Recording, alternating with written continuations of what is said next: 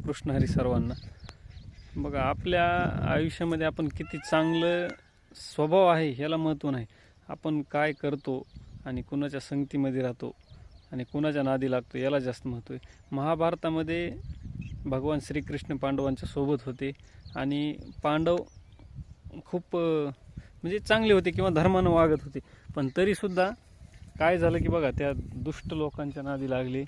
दुर्योधनानं द्यूत खेळायचं आमंत्रण पाठवलं आणि यांनी कुठल्या तरी नावीलाज असतं म्हणा किंवा काही समजून ते द्यूत खेळायला लागले आणि दुष्टांच्या नादी लागल्यावर किती बेकार वाईट वेळ येऊ शकते. पत्नी स्वतःची सगळी संपत्ती लावली, पत्नी डावावर लावायची दुर्बुद्धी आली, पत्नीचा अपमान झाला आणि तिथून पुढे ते महाभारत घडलं.